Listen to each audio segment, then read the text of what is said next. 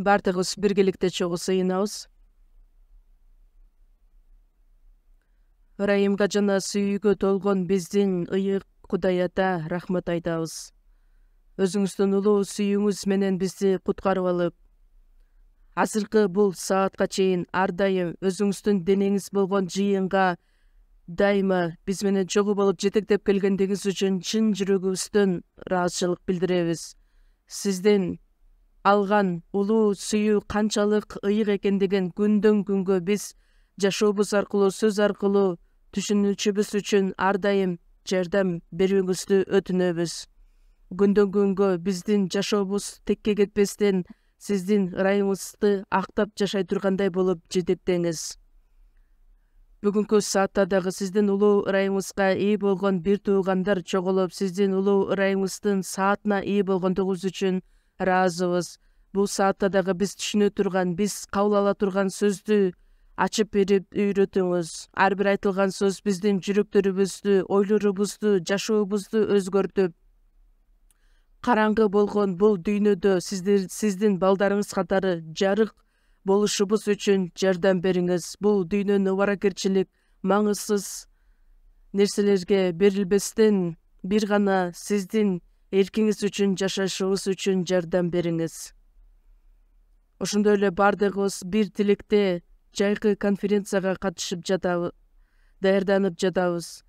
Чарчап чалыкпастан бардыгыбызга акылмандык, күч, кубат берип, өзүңүз жетектөөңүздү суранабыз. Азыркы учурда Америкада, чыгыш тарапта конференция өткөрүп жаткан пастор Ли Иванга жана анын командасына аман-эсен барып келишине өзүңүз жардам берип, биздин пасторго ден соолук берип, аман-эсен өз мекенине кайтып келишине жардам бериңиз. Жана ошондой эле биздин пастор Осеил Каң аралыгында жакшы кабар сөзүн жеткирип жатат. Бул саатта дагы ыйык рухтун жетеги менен жетектөөңүздү сурануу менен, бардыгына ыраазычылык билдирүү менен Ыйса Машаяктын ысымынан сыйындык. Амин.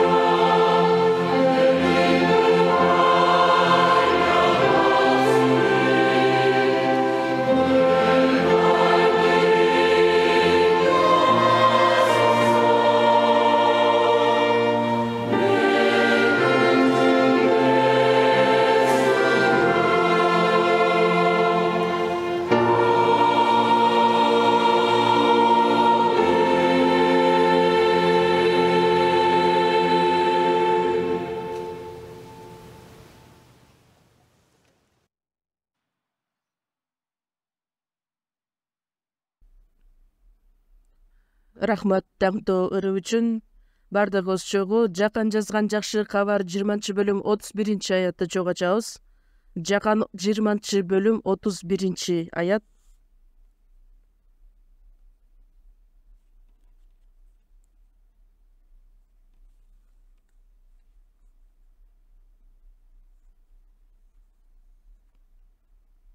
Жакан 20-бөлүм 31-аят.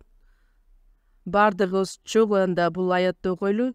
Булар болсо Ыйсанын Кудайдын уулу Машаяк экенине ишенишиңер үчүн жана ишенип, анын ысымы аркылуу өмүргө ээ болушуңар үчүн жазылды.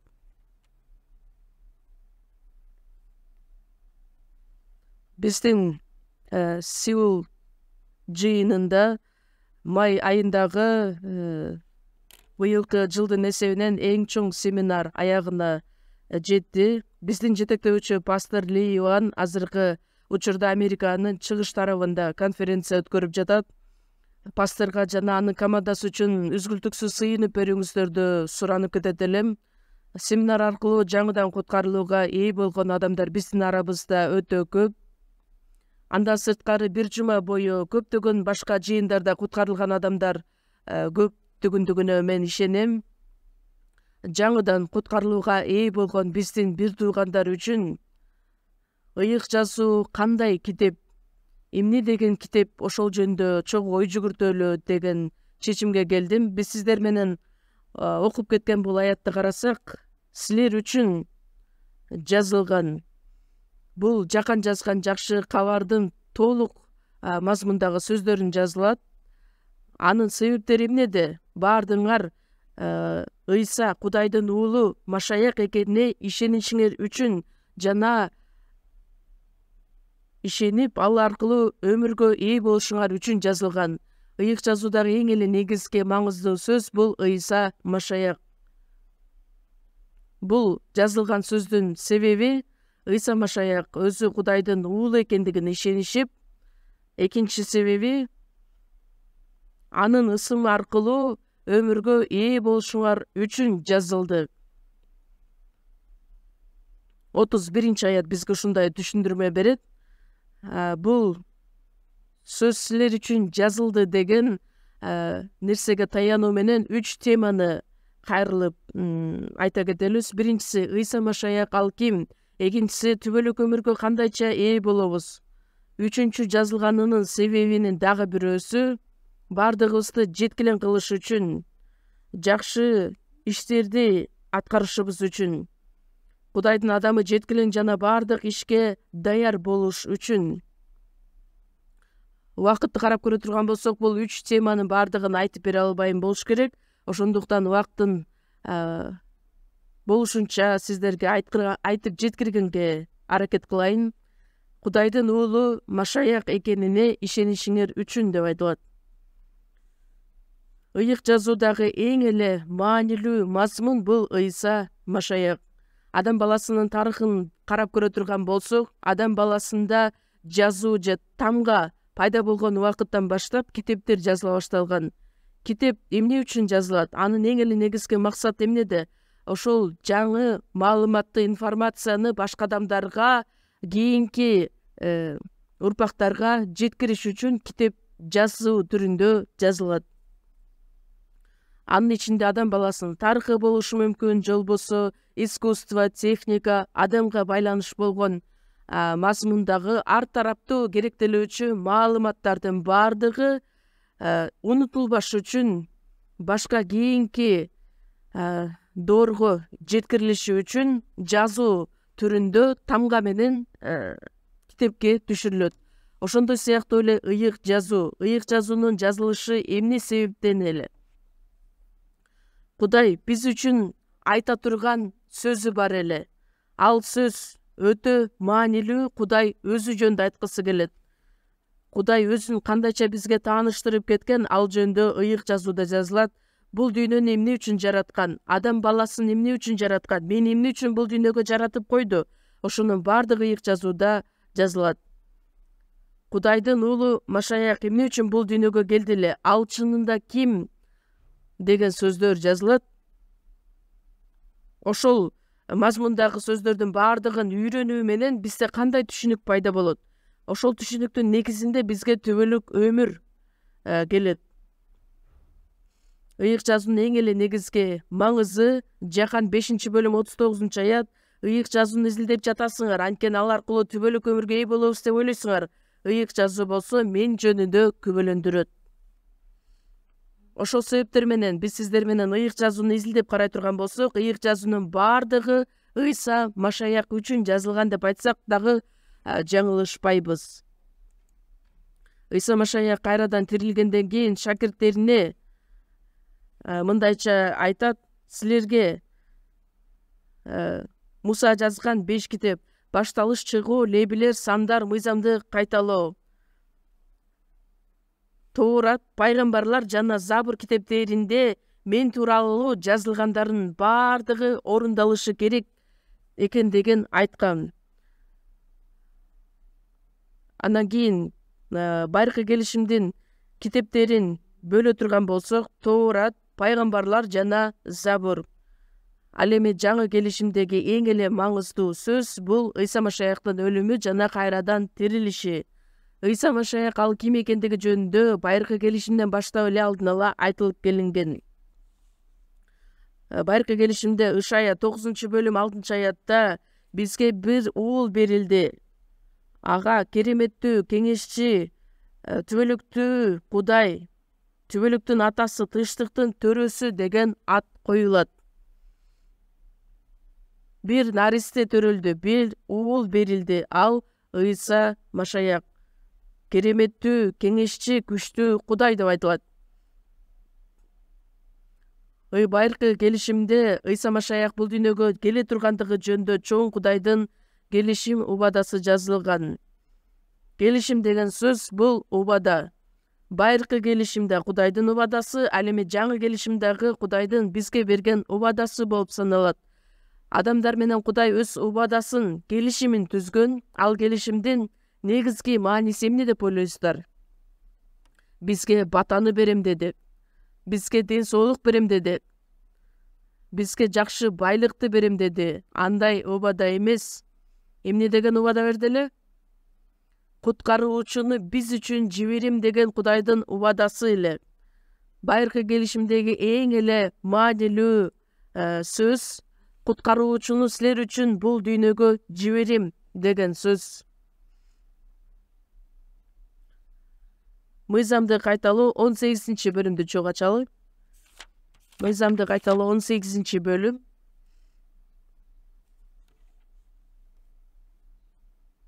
15-аят. Мыйзамды кайталоо 18-бөлүм 15-аят. Мен окуп берейин. Кудай Теңириң сенин элиңден, сенин бир туугандарыңдын ичинен мендей пайгамбар чыгарат.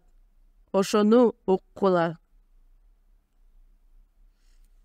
Кудай Мусага айткан сөз. Муса деген ким эле?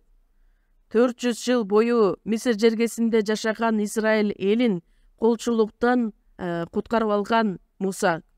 Ошондуктан Муса Израиль эли үчүн улуу алдыңкы жетекчи болуп саналган эле. Анткени 400 жыл бою колчулукта жашаган Израиль элин куткарып алат. Албетте Кудайдын жардамы менен. Кудай айтат: сенин элиңден, сенин бир туугандарыңдын ичинен мендей пайгамбар чыгарат. Мусанын аткарган эң эле чоң иши Мисир жергесинен Израиль элини куткарып алгандыгы. Ошондой сыяктуу эле шайтан бийлиги астында жашап жаткан адамдардын баардык жандарын куткарып ала турган куткаруучуну жиберем деген сөз убадасы. 18-аят. Мен алардын бир туугандардын ичинен сендей пайгамбар чыгарам. Анын оозуна өзүмдүн сөздөрүмдү салам. Ошондо ал мен буйрук кылгандардын баарын аларга айтып берет. Мен анын оозуна дейт. Демек, Ыйса Машаяктын өзүнө өзүмдүн сөздөрүмдү салам. Мен буйрук кылгандардын баардыгын айтат.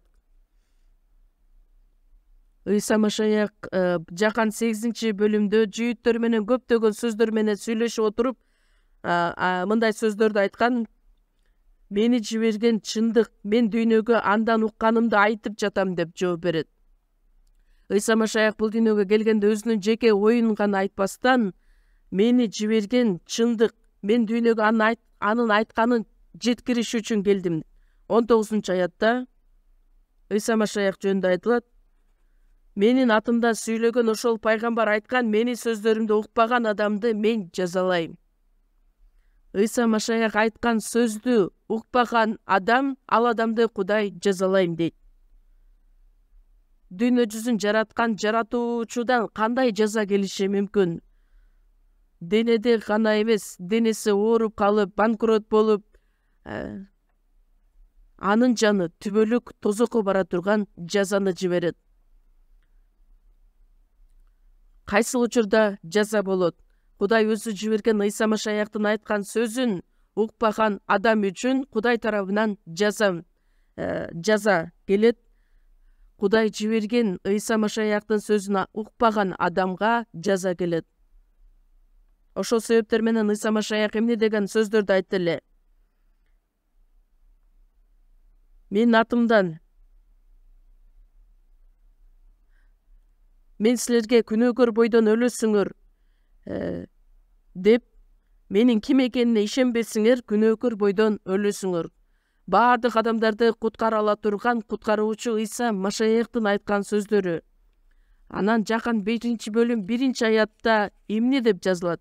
Эң башында сөз бар болгон, сөз Кудайда болгон жана сөз Кудай болгон. Эң башында сөз бар болгон. Ал Ыйса Машаях эле. Сөз Кудайда болгон жана сөз Кудай болгон.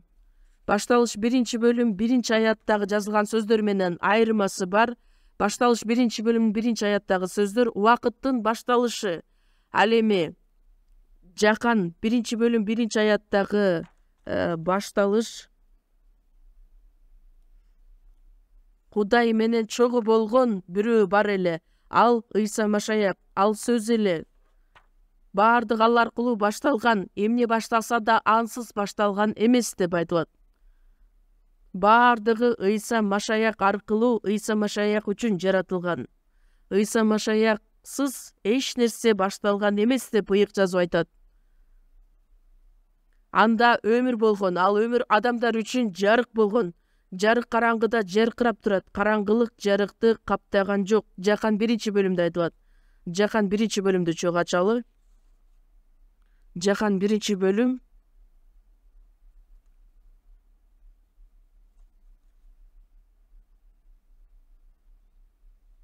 2-аятты окуйбуз.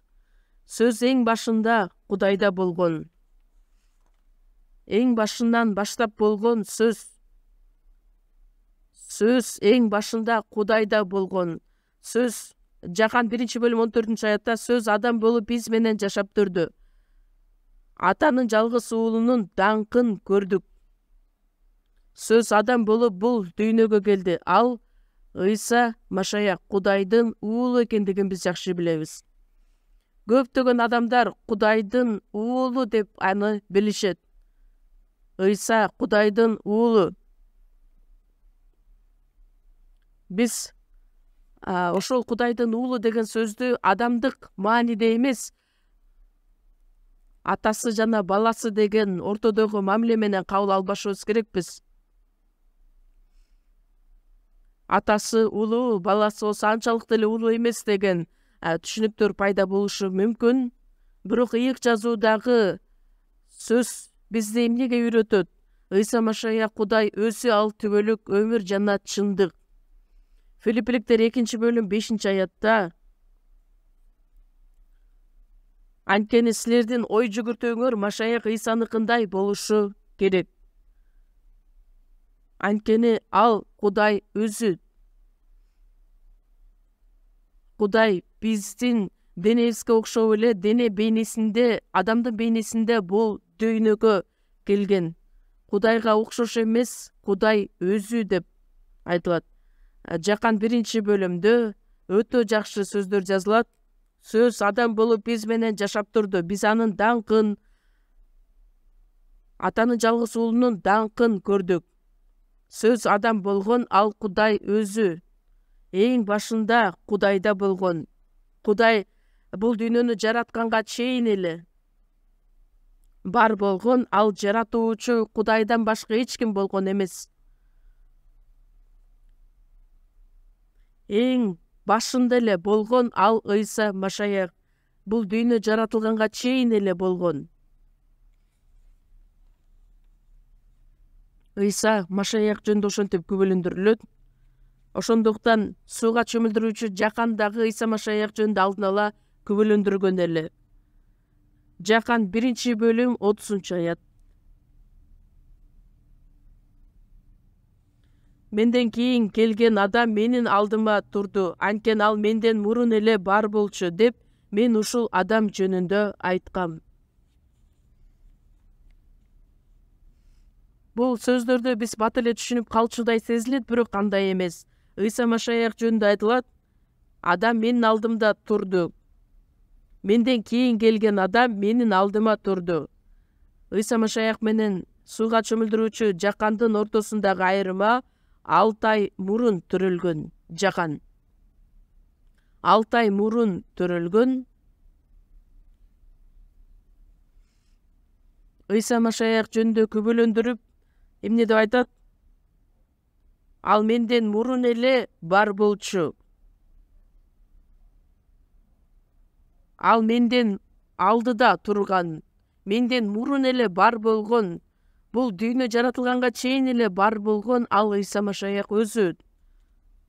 Таң калыштуусу, Ыйса Машаяк баардык нерсе болгонго чейин эле болгон. Рухтун асмандан көгүчкөн сыяктуу түшүп, анын үстүндө турганын көрдүм деп айтат. Жакан эмне деп айтат? Мен аны таануучу эмесмин. Бирок адамдарды сууга чөмүлдүрүш үчүн мени жиберген Кудай мага эмне деп айтат? Рухтун кимдин үстүнө түшүп анда болуп турганын көрсөң, ыйык рухка чөмүлдүрүүчү ошол деген. Ошондо мен көрдүм да бул Кудайдын уулу деп күбөлөндүрдүм. Жакан 1-бөлүм 32-33 аяттар. Ыйса кандай? Ыйса ким? Баардык нерседен мурун эле болгон Ыйса Машаяк. Ошол Кудай өзү биздин адамдын бейнесинде бул дүйнөгө келген. Жакан 2-бөлүмдө эмне деген сөз жазылат? Ыйса Машаяк аткарган эң биринчи керемет иши Каана жеринде сууну шарапка айлантат. Шарап өзүнөн өзү эле пайда болбойт, ал үчүн убакыт керектелет. Биринчиден дарак жүзүм өсүп чыга турган бак болушу керек. Анан жүзүм багын сугарыш керек, кам көрүш керек. Бир аз убакыт өткөндөн кийин жүзүм жемиши пайда болот да, анан жемишти алып сок кылат дагы. 2-3 жыл, 10 жыл, 20 жыл өткөндөн кийин гана жакшы шарап болуп чыгат. Бирок Ыйса идиштеги сууну алат дагы ошол замат шарапка айлантат. Ал үчүн убакыт да керектелген эмес. Эмне үчүн ал кереметти аткара алган? Анткени ошол учур менен өзүнүн Кудай экендигин көптөгөн элдерге жарыялайт. Ыйса өзү ким экендигин бүт элдерге түздөн түз далилдеп берген. Убакыт материяга да чектелбей тургандыгын көрсөтөт. Ал өзү жаратуучу Кудай экендигин.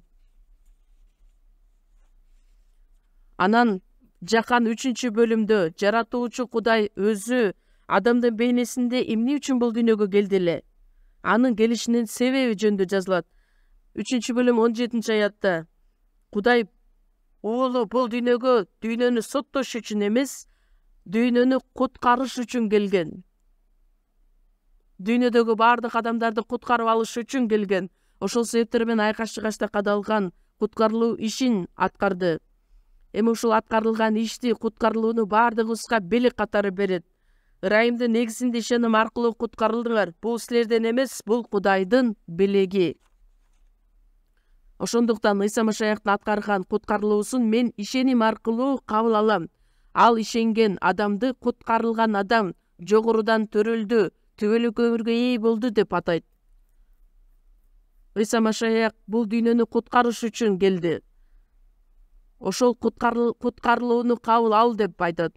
Жакан 3-бөлүм 3-аятта эгерде кимде ким жогорудан төрөлбөсө, Кудай падышачылыгын көрбөйт. Жогорудан төрөлгөн адам гана түбөлүк өмүргө ээ болот, Кудайдын падышачылыгын көрө алат. Ошол сөздү уккан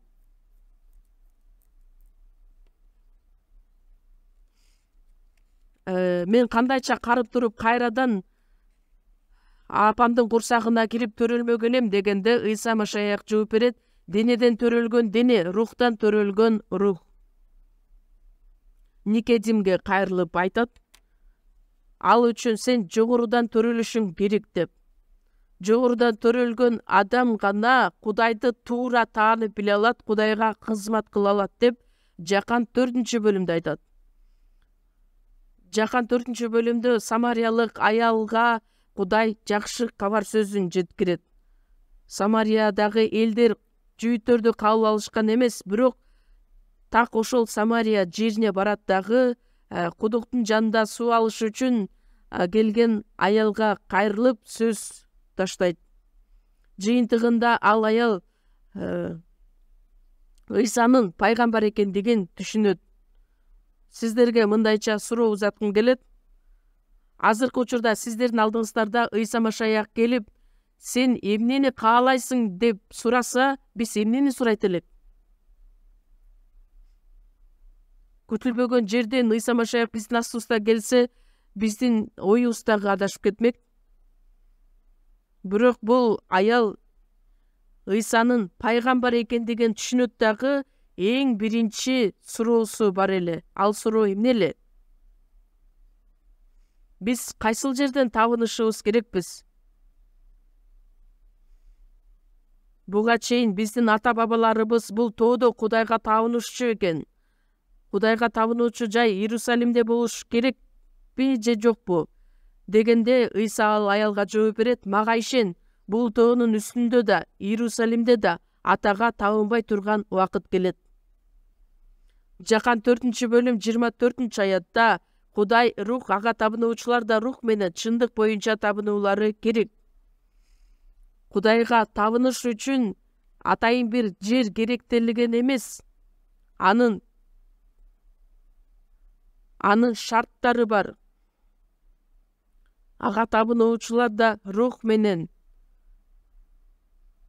ыйык рух жөнүндө айтылганда чоң тамга менен рух жазылат. Ал эми ага табынуучулар да рух менен деген сөз кичинекей тамга менен жазылат. Эмне үчүн? Күнөө кетирген адамдардын баардыгы жаны өлгөн адамдар, өлүк адамдар. Адам ата кетирген күнөө аркылуу төрөлгөн адамдардын баардыгы өлүк жанда төрөлгөн адамдардын баардыгы Кудайдын астында рухий жактан өлгөн адамдар.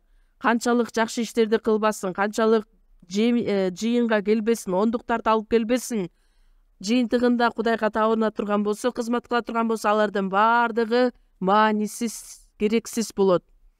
Анткени Кудай тирүүлөрдүн Кудайы. Кудай өлгөндөрдүн эмес, тирүүлөрдүн Кудайы. Ошондуктан Кудай тирүүлөрдүн кызмат кылуусун, табынуусун каалайт. Ыйса Машаяк айтат: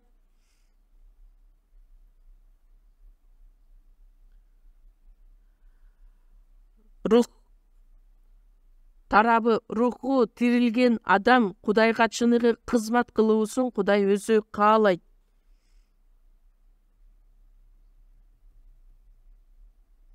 Тирилген, жаны тирилген адамдын, руху тирилген адамдын табынуусу чыныгы табынуу болуп саналат. Насаатчы 12-бөлүм 13-аятта баардыгынын жыйынтыгын угалы, Кудайдан корк, анын буйруктарын аткар, анткени бул адамга өтө керек. Кудайдан коркуп, анын буйруктарын аткаруу. Анткени бул адамга өтө керек нерсе деп ойлойсуздарбы? Ойлонуп көрүңүздөрчү. Чынында эле адамга керек нерсе эмне? Ошондуктан ага табынуучулар да рух менен чындык боюнча табынуулары керек. Эмне үчүн рух менен деп айтылат? Анткени биринчиден руху тирилиши керек, жаңыдан төрөлүшү керек. Жогорудан төрөлгөн адамдын руху гана чындык боюнча Кудайга табына алат. Кудайга чыныгы жашоо менен даңктай алат. Жакан 1-бөлүмдөн 4-бөлүмгө чейин эң эле маанилүү сөз, өтө кыскартылган сөздөр жазылат. Жакан 1-бөлүмдө Ыйса Машаяк баардык нерседен мурун эле болгон жаратуучу экендигин, 2-бөлүмдө ал жаратуучу Кудай болгондуктан убакытта жана материяда чектелбегенден ал биринчи керемет сууну шарапка айланткан кереметти көрсөтөт. 3-бөлүмдө адам болгондон кийин жогорудан төрөлүшү керек деген нерсеге басым жазылат. Жогорудан төрөлгөн адам гана чыныгы рух менен табына алат деп 1-бөлүмдө 4-бөлүмгө чейин айтат. Анын баардыгынын кыскача мааниси Ыйса Машаяк ал Кудайдын уулу экендиги жөнүндө далилденет. Андан сырткары Жакан 5-бөлүмдө 38 жыл бою ооруган адамды Ыйса Машаяк айыктырат.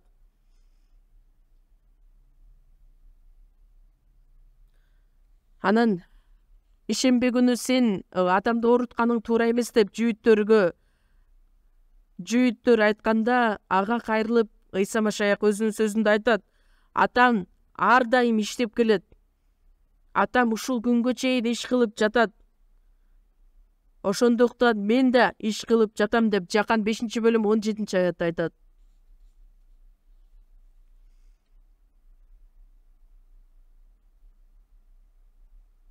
Силер ата деп айтасыңар. Ошол ата ал бүгүнкү күнгө чейин иштеп келет. Кандай ишти аткарат? Силердин өлүп калган жаныңарды тирилтүү ишин аткарат. Ал үчүн Жакан 5-бөлүм 24-аятта силерге чындыкты айтып коеюн. Менин сөзүмдү угуп, мени жиберген Кудайга ишенген адам түбөлүк өмүргө ээ, ал соттолбойт. Анткени өлүмдөн өмүргө өттү. Силерге чындыкты айтып коеюн. Өлгөндөрдүн баардыгы Кудайдын үнүн уга турган убакыт келет. Ошондуктан биринчиден жаныңар куткарылсын. Ошондо силер баардык Кудайдын буйругун аткарган болосуңар. Ыйса Машаяк кайрадан кайталап айтат. Жакан 5-бөлүм 39-аятта ыйык жазууну силер эмнеге изилдеп жатасыңар? Түбөлүк өмүргө ээ болуш үчүн, түбөлүк өмүргө ээ болгондо гана чыныгы ишембини сактап жашай аласыңар. Ошондуктан ыйык жазууну изилдебейсиңер. Изилдесеңер, аны ким жөнүндө күбөлөндүргөндүгүн түшүнмөксүңөр. Бирок силер Муса жазган китепти дагы окубайсыңар, ишенбейсиңер. Ана Мусанын айткан сөздөрүнө ишенбей туруп, мага кантип ишенмек элеңер?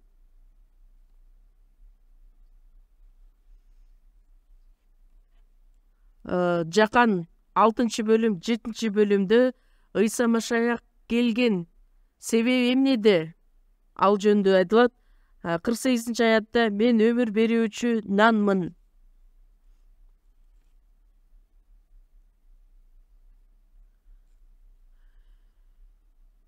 Эки нан 5 балык менен 3000ден ашык адамдын курсагын тойгузат. Мен өмүр берүүчү нанмын деп элдерге жарыя кылат. Силердин ата бабаларыңар чөлдө манна жешти, бирок өлүштү. Ал эми асманда түшкөн нанды жеген адам ал өлбөйт. Мен асманда түшкөн тирүү нанмын. Бул нанды жеген адам түбөлүк жашайт. Ыйса өзү чыныгы тирүү нан экендигин далилдеп келген. Жакан 6-бөлүмдү чогуу ачабыз. Жакан жазган жакшы кабар 6-бөлүм 50-аят. Ал эми асманда түшкөн нанды жеген адам өлбөйт. Мен асмандан түшкөн тирүү нанмын. Бул нанды жеген адам түбөлүк жашайт. Мен бере турган нан бул менин денем. Мен аны адамзаттын өмүрү үчүн берем. Мен бере турган нан бул менин денем. Бардык адамзаттын өмүрү үчүн берем. Ким менин денемди жеп, канымды ичсе, ал түбөлүк өмүргө ээ. Эгерде ошол адамда түбөлүк өмүр ээ боло турган болсо, мен аны акыркы күнү тирилтем. Жөөттөр түшүнгөн эмес, эмне деген сөздү айтып жатат? Эмне, аны жегиле деп айтабы? Жок, биз түшүнө алган жокпуз. Ыйса Машаяктын айткан сөзүн түшүнүшкөн жок.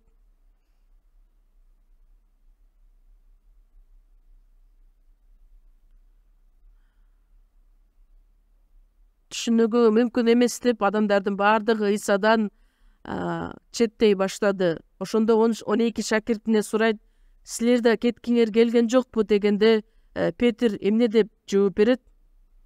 Биз кимге бармак элек? Түбөлүк өмүр берүүчү сөздөр сенде деп атактуу сөздөрдү айтат. Ыйсанын денесин жеп, анын канын ичибиз керекпиз. Ал сөздүн мааниси эмнеде? Адамзаты үчүн бардык канын төгүп берген. Куткарылуу ишин аткарган. Ошол куткарылууга мен ээ болгон учурда менин жаным тирилет. Ыйса Машаяк айтат, тирүү атам мени жиберип, мен ал аркылуу жашап жаткандай эле, менин денемди жеген адам мен аркылуу жашайт. Демек, Ыйсага ишениш керек деген сөз. Жакан 7-бөлүмдө, майрамдын акыркы күнүндө Ыйса элдин алдында турат дагы, анан кийин чоң үн менен элдерге айтат: ким суусаса мага келсин жана ичсин. Мага ишенген адамдын ичинен тирүү суу чыгат. Өзүнө ишенгендер ала турган ыйык рух жөнүндө айтылат. 7-бөлүмдө Ыйса Машаяк ал чыныгы суу, өмүр суусу экендиги жөнүндө айтылат. 8-бөлүмдө жөөттөр ойноштук кылган бир аялды Ыйсага ээрчитип келишет дагы. Мыйзам боюнча бундайларды ташбаранга алышы керек эле. Сен эмне деп жооп бересиң деп айтат. Ошондо Ыйса аларга айтат, араңарда ким күнөөсүз болсо, ошол адам биринчилерден аялга таш ыргытсын дейт.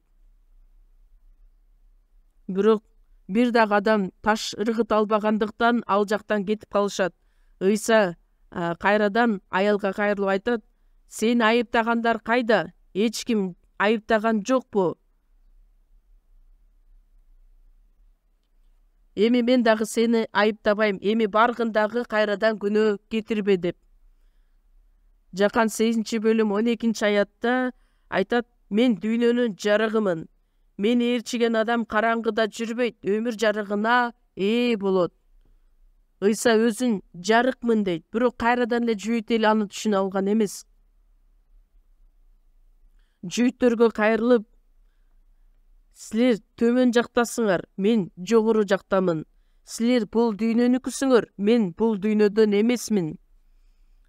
Мен силерге күнөөкөр бойдон өлөсүңөр десем, мага ишенбесеңер, күнөөкөр бойдон өлүп каласыңар. Анан Жакан 8-бөлүм 32-аятта чындыкты билип каласыңар, ошондо чындык силерди эркин кылат. Кайрадан эле жүйүт эли эмне деп айтып жатат, түшүнүшкөн эмес. Биз бирөөдө кулчулукта жашаган жокпуз да, анан кантип биз эркин болуп калмак элек? Чындыгында Израиль эли Мисир жергесинде 400 жыл бою кулчулукта жашашчу эле. Анан эмне үчүн биз эркин болушубуз керекпиз деп түшүнө алышкан эмес. Анткени күнөө кетирген адам күнөөнүн кулу болуп саналат. Эгерде силерди уул эркин кылса, анда чындап эркин болосуңар. Чындыкты билип калсаңар, чындык силерди эркин кылат. Ал чындык ким? Ыйса Машаяк.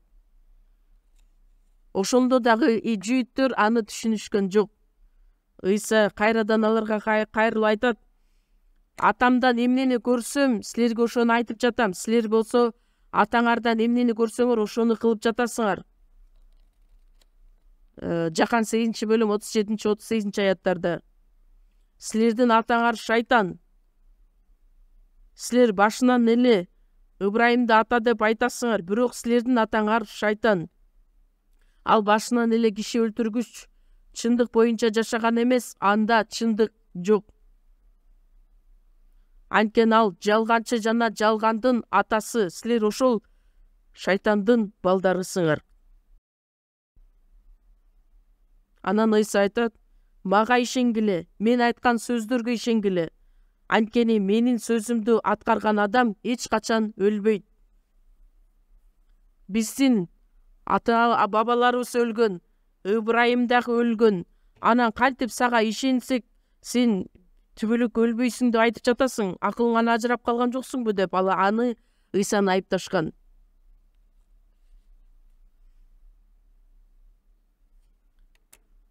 Ыбрайым менин күнүмдү көрөм деп кубанган жана көрүп кубанды деп айткан.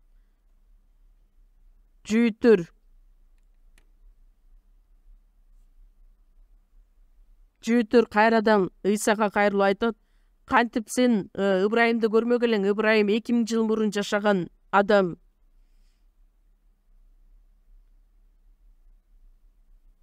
Эң башынан эле Ыйса Машаяк ал бар болгон, Ыбрайым болгонго чейин эле.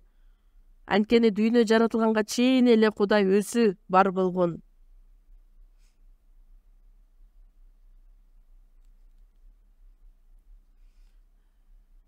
Тирүү нан катары, тирүү суу катары, жарык катары бул дүйнөгө келген. Жакан 9-бөлүмдө төрөлгөндөн баштап эле сокур болуп төрөлгөн адамдын көзүн ачып берет.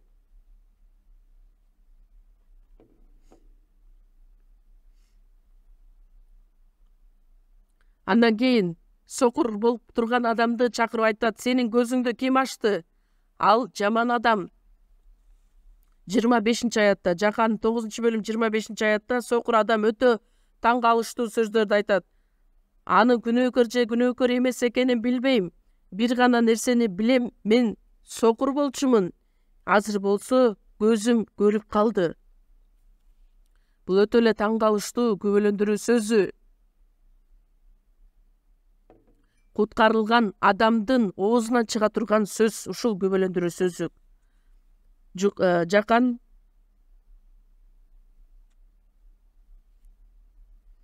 9-бөлүм 25-аятта ачабыз.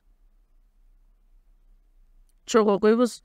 Ал мындай деп жооп берди: анын күнөөкөр же күнөөкөр эмес экенин билбейм. Бир гана нерсени билем, мен сокур болчумун. Азыр көзүм көрүп калды. Силер айтып жаткан адам күнөөкөрбү же күнөөкөр эмес экенин мен билбейм. Бирок эң негизгисин билем, мен сокур болчумун. Азыр болсо мен көрүп турам. Биздин арабызда семинардын сөзүн угуп, чынында кубанычка толгон адамдар дагы өтө көп. Бир нече убакыт өткөндөн кийин алар эмне деп айтып жатасыңар деп кайрадан бул жыйындан кетип калган адамдар да бар. Ошол учурда ал адам чынында куткарылганбы же жокпу деп шектенип баштайсың. Албетте бир гана Кудай билет. Эгерде чынында куткарылууга ээ болгон болсо, адамдар тегери айлана чөйрөсүндө эмне деп айтпасын? Ал адам эмне деп сөз айтыш керек эле? Мен бул сөздү укканга чейин мен күнөөкөр болчумун. Эми ушул сөздү уккандан кийин мен түбөлүк бейишке бара ала турган адил адам болдум деп күбөлөндүрүшү керек эле. Адамдардын сөзү өтө коркунучтуу.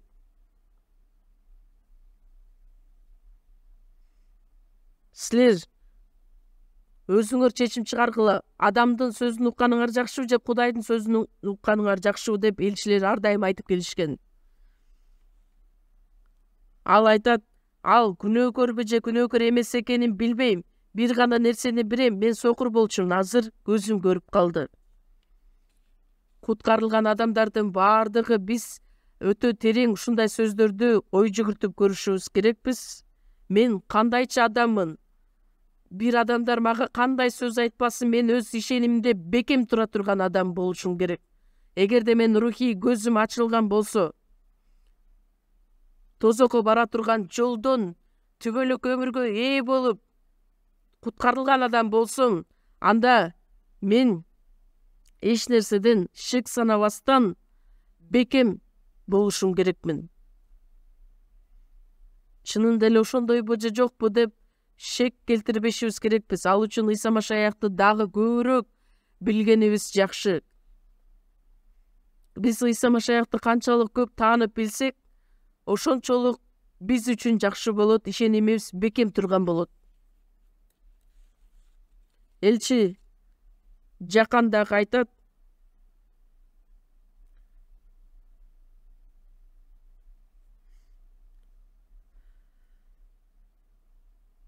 Кудай Жакан жазган жакшы кабар эмне үчүн жазылган?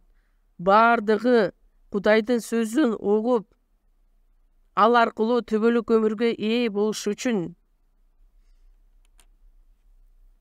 9-бөлүмгө чейин эмне деп айтат? Анын бардыгы куткарылуу. 10-бөлүм 9-аятта: Мен эшикмин. Мен аркылуу ким кирсе, ал куткарылат. Кирет, чыгат жана жай табат. Мен аркылуу ким кирсе, ал куткарылат. Жогорудан төрөлгөнү куткарылганы, тирүү нан катары келгендеги түбөлүк өмүр бериш үчүн ал жарык болуп бул дүйнөгө келди. Жарык аркылуу мен куткарылдым. Сокур болуп турган мен көзүм ачылды, демек куткарылдым. Ал жакшы кайтаруучу катары бул дүйнөгө келди. Жакшы кайтаруучу койлор үчүн өз жанын берет. Ыйса Машаяк биз үчүн өз жанын берген.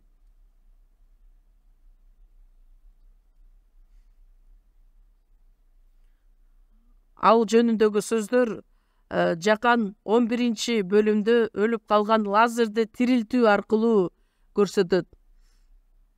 4 күн болуп калган Лазарды тирилтет. Адам атадан баштап ошол Ыйсага чейин 4000 жыл убакыт эле. Лазар чык дегенде колу буту кепинделген Лазар мүрзөдөн чыгып келет. Адам атадан Ыйса Машаякка чейин 4000 жыл убакыт болот дагы, анан өлгөн адамды тирилте ала турган Кудай өзү экендигин далилдеген. Өлгөн адамдардын бардыгы Ыйса Машаяк аркылуу тирилүүгө тириле ала тургандыгына ачылган жол экендигин көрсөтөт. Кереметтүү жакшы кабар айкаш жыгач аркылуу бардык адамдар түбөлүк өмүргө ээ болуш үчүн. Ал эмне менен барабар? Мариям нарт өсүмдүктөн жасалган жыпар жытуу таза майдан 1 фунт алып келет дагы Ыйсанын бутуна коет. Жакан 12-бөлүмдө ал жөнүндө жазылат. Үйдүн ичи ошондо жыпар жытуу май жыттанып калат. Ыйса Машаяк өлүп кайрадан тирилгенден кийинки жакшы кабар сөзү дүйнө жүзүнө таркап келе жатат. Жакан 12-бөлүм 24-аятта: Эгерде буудайдын бир даны жерге түшкөндөн кийин өлбөсө, ал бирөө бойдон калат. Ал эми өлө турган болсо көп түшүм берет деп Ыйса өзүн күбөлөндүрөт. Ошол Ыйса Машаяктын сүйүүсү кандай сүйүү экендигин Жакан 13-бөлүмдө айтылат. Ага анын сүйүүсү чексиз. Жакан 13-бөлүм 1-аятта Ыйса Машаяк бул дүйнөдөн кетип атасына бара турган убакыт келип калды, бирок дүйнөдөгү өзүнүн адамдарын акырына чейин сүйдү. Шартсыз сүйүү, жеткилең сүйүү. Ошондо жүйүттүн дагы бутун жууп берет. Өзүнөн баш тарткан Петрди дагы сүйгөн. Шартсыз сүйүү деп аталат. Кимде ким Ыйса Машаякка келе турган болсо, ал адамда дагы эч кандай шарты жок эле, себеби жок эле, Кудай сүйө алат. Мен канчалык күнөөкөр болбойн, Кудайга кайтып келе турган болсом, жада калса Жүйүттүн да күнөөсүн кечирген, Петрдин да күнөөсүн кечирген. Ошол Кудайдын сүйүүсүн таанып билген бардык адамдарга мындайча өзүнүн кайрылуу сөзүн айтат. Силерге жаңы осуятымды айтам, бири-бириңерди сүйгүлө. Бири-бириңерди сүйө турган болсоңор, анда көптөгөн адамдар менин шакирттерим экениңерди билет. Куткарылган адамдар бири-бири менен урушуп, талашып, сөгүшүп, айыптап жашай турган болсо, куткарылбаган адамдар көрүп туруп эмне деп сөз айтат? Куткарылган адам менен куткарылбаган адам экөө бирдей эле экен деп. Ошондуктан Ыйса бизге жаңы осуятты берген. Бири-бириңерди сүйгүлө. Мен силерди кандай сүйсөм, силер да ошол сүйүү менен сүйгүлө. Ошондуктан куткарылууга ээ болгон бардык бир туугандар бири-бирибизди сүйүшүбүз керекпиз. Биз куткарылдык деп айтабыз, бирок алсыз денебиз аркылуу ар кандай күнөөлөрдү кетирип алышыбыз мүмкүн, айткан сөзүбүз аркылуу бирөөнү таарынтып алышыбыз мүмкүн, жүрөгүн оорутуп алышыбыз мүмкүн. Ошолорду жөн эле калтырып койбостон кечиримдүү болушубуз керекпиз, кечиргенди билишибиз керекпиз. Ошол куткарылган адамдын чыныгы жашоосу болуп саналат. Эгерде ошол жашоо менен жашай турган болсок, тегерек чекедеги адамдардын бардыгы, бул чыныгы Машаякчы экен, чыныгы Кудайдын баласы экен. Ошондуктан биздин жыйынга келип куткарылууга ээ болгон адамдар өтө көп.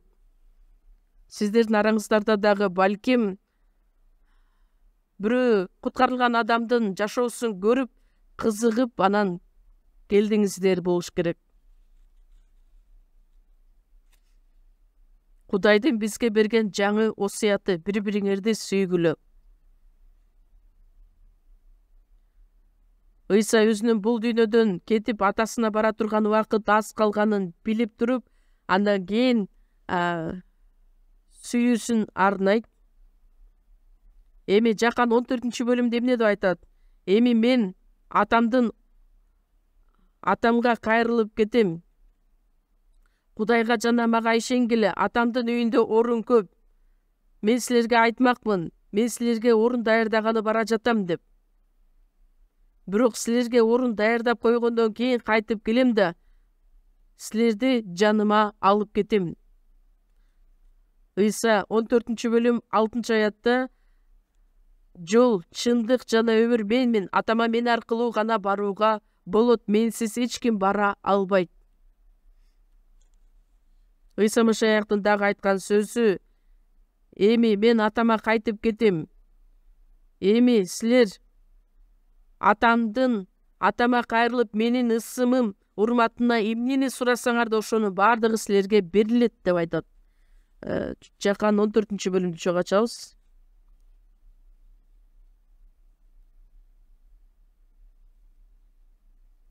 Жакан 14-бөлүм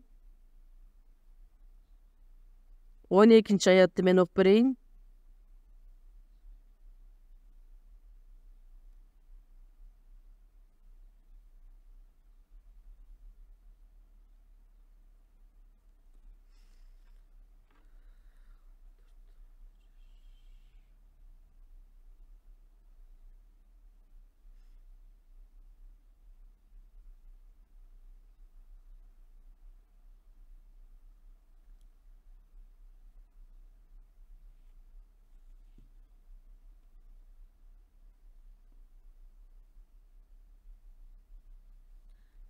Мен кетип калды деп эч ойлонбогула, кайгырбагыла.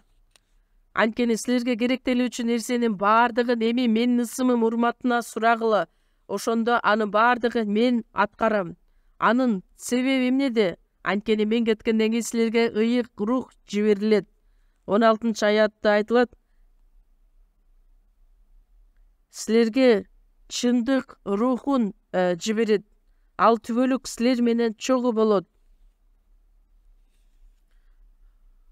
Ыйык рух келгенден кийин силерден эч качан кетпейт. Анан 26-аятта эмне деп жазылат? Ал келгенден кийин силерге баарын үйрөтөт жана мен айткан сөздөрдүн баарын эсиңерге салат деп. Ошондуктан эч кайгырбагыла. Анткени Кудай силер менен чогуу. Анан 15-аятта дагы бир 15-бөлүмдө дагы бир өзүнүн сөзүн кайрылып айтат. Жыйындын ичинде болгула.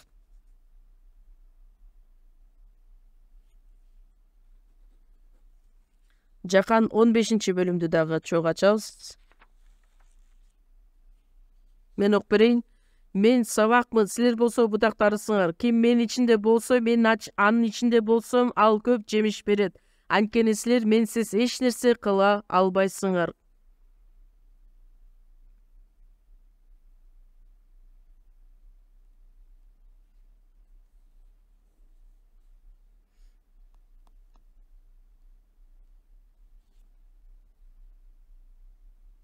Бешинчи аятты кайрадан чогуу окуйбуз. Мен сабакмын, силер болсо будактарысыңар. Ким мен ичимде болсо, мен анын ичинде болсом, ал көп жемиш берет. Анткени силер менсиз эч нерсе кыла албайсыңар.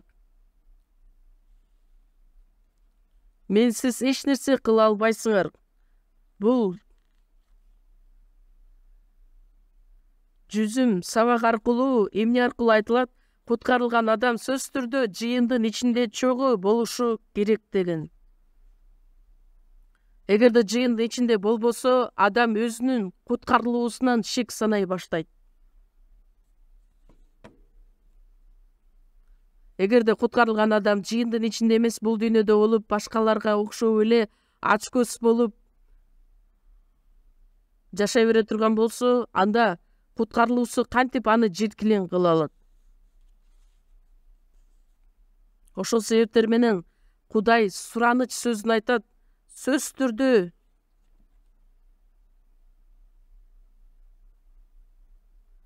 менин ичимде болгула. Сабактан ажыраган бутак жемиш бере албайт. 7-аятты чогуу окуйлу. Эгерде менин ичимде болсоңор, менин сөздөрүм силердин ичиңерде болсо, эмнени кааласаңар да сурагыла, силерге берилет. Мунун шарты эмнеде? Менин ичимде болсоңор, сөздөрүм силердин ичиңерде болсо, эмнени сурасаңар ошондо силерге берилет. Эмнени сурасаңар ошонун баардыгы силерге берилет. Жыйында сырткары болуп туруп, Кудайдын сөзүнө тил алчак болбой туруп, Кудайдан сурасак, Кудай бизге кантип бермегеле? Ошондуктан кайрадан кайталап 14-15 бөлүмдөр кайталанып бизге айтылат. Эми буга чейин эч нерсе сураган эмессиңер. Эми мындан ары менин ысымым урматына эмне сурасаңар дагы ал силерге берет. Эгерде силер менин ичимде болсоңор, менин сөздөрүм силердин ичиңерде болсо.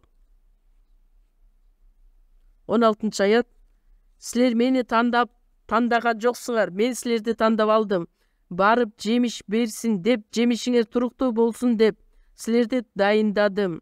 Ошондо атамдан менин исим урматына эмне сурасаңар да ал силерге берет. Баардыгы берилет.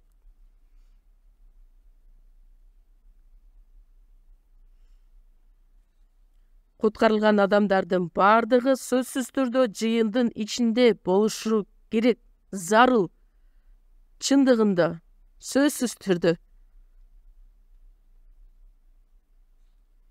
Андан кийин Жакан 16-бөлүмдө биз ушундай жашай турган болсок, анда бул дүйнөдө мактоого эмес, кысымга ээ болосуңар. Эмне үчүн?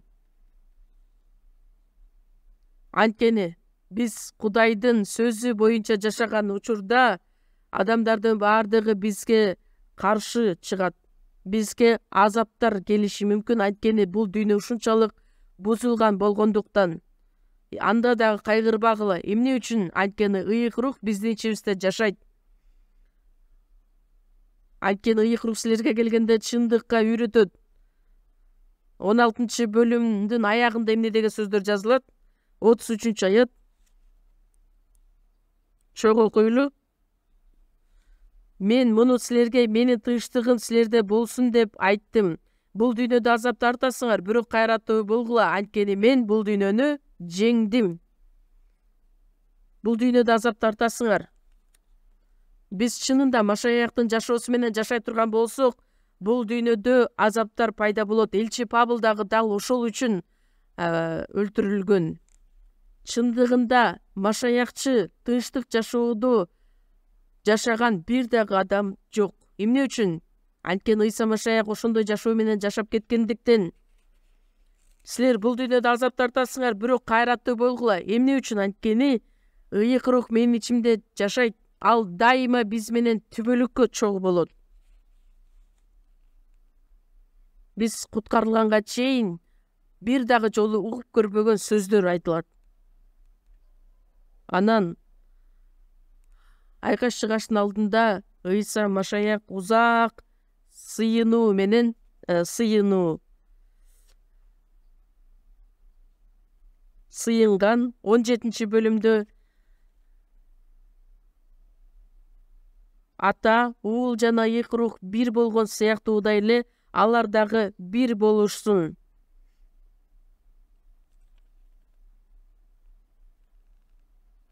Жакан 17-бөлүм 22-аят.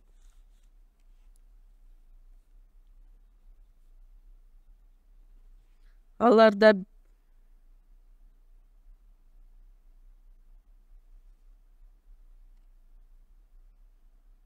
ал үчүн дагы Ыйса Машаяк сыйынган бардыгы бир болсун деп. Анан 18-аятта ал кармалат дагы. Петр аны көрүп, жок, мен Ыйсаны тааныбайм деп адан баш тартат. Жакан 13-бөлүмдө башка адамдардын бардыгы сенден баш тартса да мен баш тартпайм деген Петр Ыйса кармалган учурда аны карып танып коет. Ошол учурда короз кыйкырды. Ыйса Машаяк эмне деп айтат эле? Короз кыйкырганга чейин сен менден 3 жолу баш тартасың деген сөзүн эстеп, сыртка чыгып, боздоп ыйлаган болот. 18-бөлүм 27-аятта Петр дагы танып койду. Ошол учурда короз кыйкырды.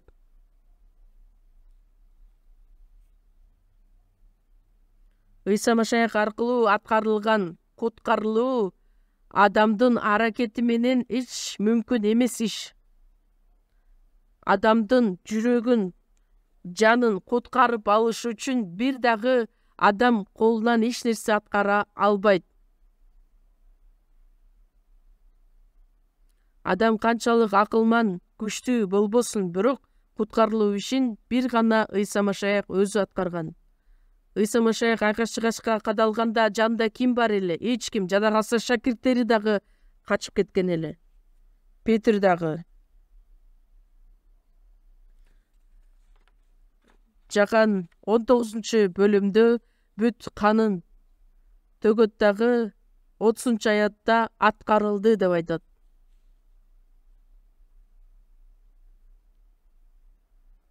Бардыгын аткарды. Эмнени аткарды? Мен кетирген күнөөлөрдүн бардыгын кечирди. Адам атадан баштап жашаган адамдардын бардык күнөөлөрүн өз мойнуна алды. Мага тапшырган ишиңди аткарып, мен сени жер үстүндө даңктадым. Ошондуктан мен атама барганым жакшы деп айтат. Жакан 16-бөлүмдө анткени Кудайдын тапшырган ишин аткаргандыктан.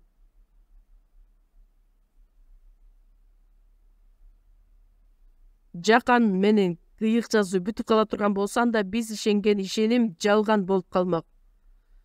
Ыйык жазуу ошо менен бүтүп кала турган болсо, анда Кудай дагы жалганчы, ыйык жазуу дагы жалган болмок. Эң кереметтүү сөз Жакан 19-бөлүм менен бүтүп калбастан 20-бөлүм бар. 20-бөлүмдө эмне деп айтылат? Ыйса Машаяктын тирилүүсү жөнүндө. Ыйса Машаяк кайрадан тирилбесе, анда биз ишенген сөздүн бардыгы жараксыз, пайдасыз болуп калмак. Эгерде Машаях тирилген эмес болсо, анда жакшы кабар таратканыбызда биздин ишенимибиз дагы пайдасы жок болуп калмак. Ыйса Машаях өзү Машаях экендигин, Кудайдын уулу экендигин тирилүү менен далилдеди. Ыйса Машаях тирилгендиктен менин күнөөлөрүм баардыгы кечирилди деген күбөлөндүрүү. Эгерде Машаях тирилген эмес болсо, анда ал өзүнүн күнөөсү үчүн гана өлүп калган болмок. Ыйса тирилген.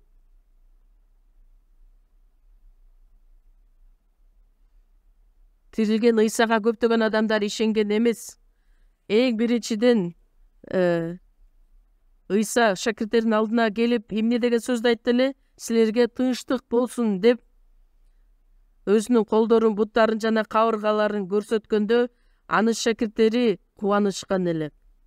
Ошондо Томас алардын ичинде жок эле. Андан кийин биз Теңирди көрдүк деп Томаска айтып келишет. Анда ал эмне деп жооп берет? Анын колдорундагы мыктын тагын көрмөйүнчө,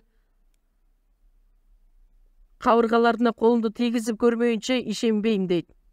8 күндөн кийин кайрадан Томаска келет. Томаска кайрылып, мына менин колдорум менен кабыргаларымды колуңду тийгизип көр. Анан ишенбеген адам болбой, ишенген адам бол. Ишенбеген адам эмес, ишенген адамдан бол. Томас сөзсүз түрдө кармап көргөн окшойт. Анан эмне деп айтты эле? Сен тирүү Кудайсың, сен менин Кудайымсың. Сен тирүү Кудайдын уулу Машаяксың деп жооп берет. Сен мени көрүп ишенип жатасың, бирок көрбөй ишенген адамдар бактылуу. Биз Ыйсанын колуна колубузду тийгизип көргөн жокпуз, бирок ыйык жазуу аркылуу ага ишендик.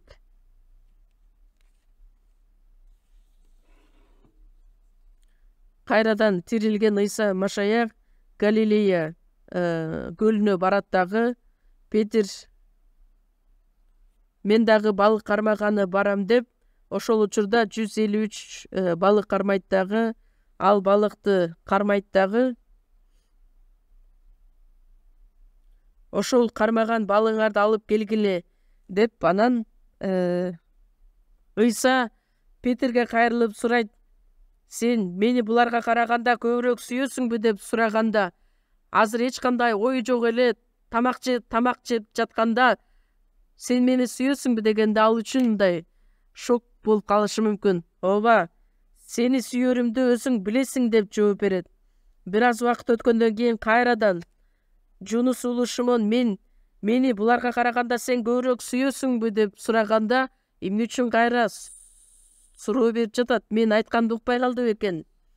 Ооба, катуураак жооп берет. Ооба, Теңир сени сүйөрүмдү өзүң билесиң деп.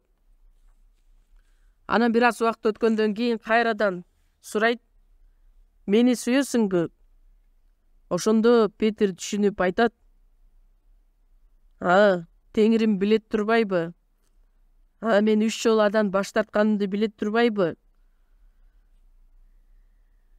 Эми мен чынында Ыйса Машаях үчүн, Теңирим үчүн өлгөнгө чейин даяр экенимди билет турбайбы? Жакан 21-бөлүм 17-аятта эмне деп айтат? 3 жолу сураганда ал Петир капа болуп, Теңир, сен баарын билесиң. Сени сүйөрүмдү да билесиң. Теңир, сен баардыгын билесиң.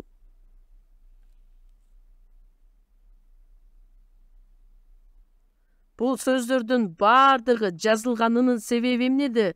Ыйса Машаях Кудайдын уулу экендигин далилдеш үчүн, ал аркылуу биз түбөлүк өмүргө ээ боло ала тургандыгыбыз үчүн жазылган. Биз эмне үчүн куткарылып, анан кийин эч нерсе ойлонбой турган учурда бизге дагы кайрылып сурайт, мени сүйөсүңбү дегенде. Ооба, мен сүйөм, Теңир. Куткарылгандан кийин бир аз убакыт өтпөй эле адамдар күбөлөндүрүү сөзүн айтат. Ооба, Теңир, мен сени сүйөм. Анан 2-3 жыл руханий жашоо менен жашап жаткан бир туугандар жыйынды таанып биле баштайт, Машаякты таанып биле баштайт, анан бул дүйнөдөгө кетип баштайт. Ошондо мени сүйөсүңбү деп сураганда, ооба деп биз кайра эле ошол жоопту кайтарышыбыз керекпиз. Бир нече жыл өткөндөн кийин адам өзү чарчап калат дагы, мен чынында куткарылган адаммынбы? Чынында Кудай барбы? Эгерде Кудай жок болсо анда эмне болот? Мен ишенген ишенимим туурабы? Куткарылган адамдар деле ошондой ойлорго батышы мүмкүн. Эмне үчүн? Анткени бул дүйнөдө Теңир үчүн жеткилең түрдө жашаган болсом, андай ойго дагы батпайм, шек саноодо дагы жок болот. Кээ бир учурда жыйындан да сырттап, четтеп кетем. Бир туугандарды айыптап, сындап, бир туугандар менен урушка, талашка, ошол бир тууган үчүн мен жыйынга дагы барбайм деп жыйынтык чыгарып коебуз. Ошол жашап жаткан учурубузда Теңир бизге кайрылып сурайт, сен мени сүйөсүңбү деп. Ошондо биз дагы Петрге окшоп өзгөрүлбөгөн жоопту кайтарышыбыз керекпиз. Теңир, сен баарын билесиң. Мен сенден баш тартканымды билесиң. Жыйынды айыптаганды да билесиң. Теңирге кайрылып айтышыбыз керекпиз. Ооба, мен кандайча жашап келгенимди Кудай өзүң жакшы билесиң. Эми менин жашоом өтө аз убакыт калды. Ошондуктан ошол жашоону бир гана Теңир үчүн жашагым келет.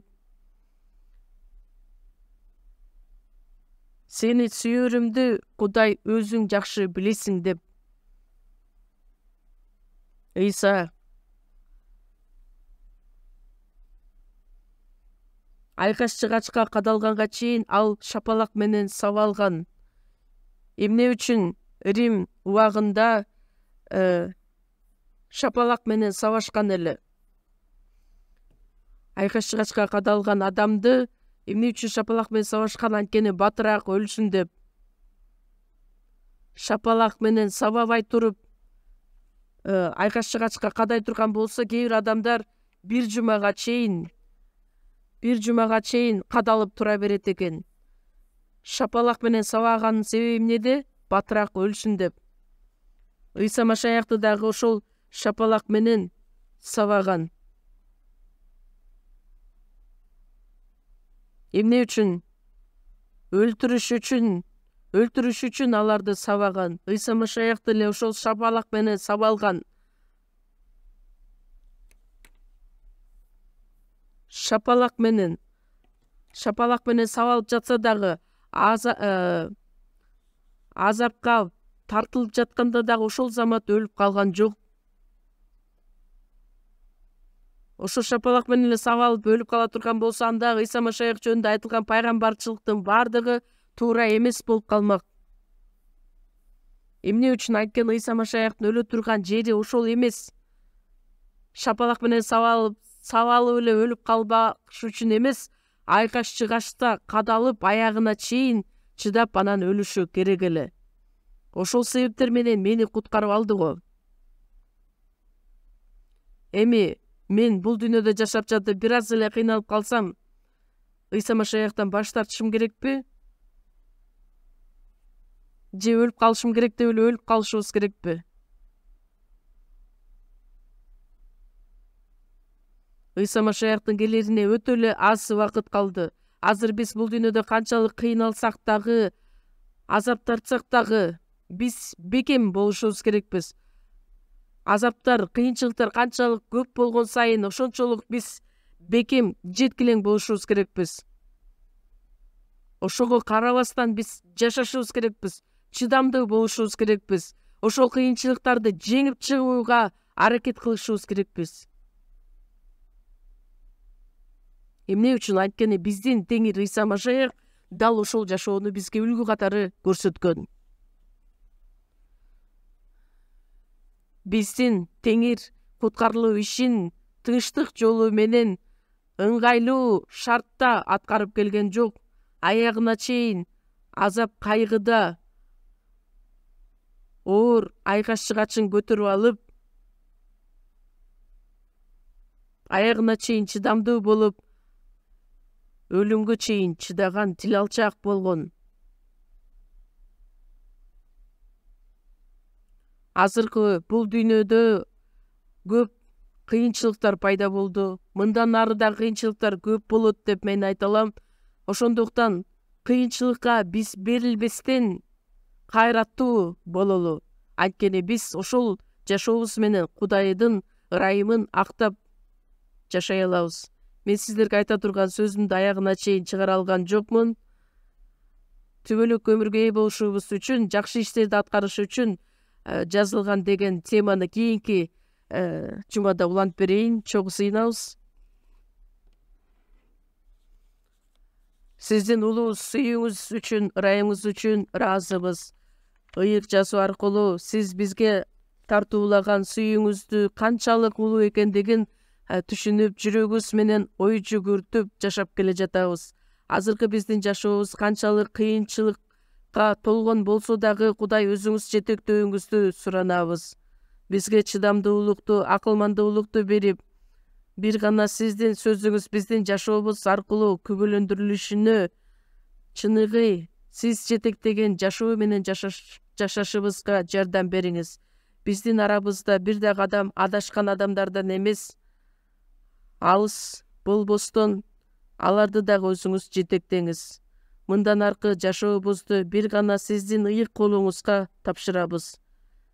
Бардыгына ыраазычылык билдирүү менен бизди сүйгөн Ыйса Машаяктын ысымынан сыйындык. Амин.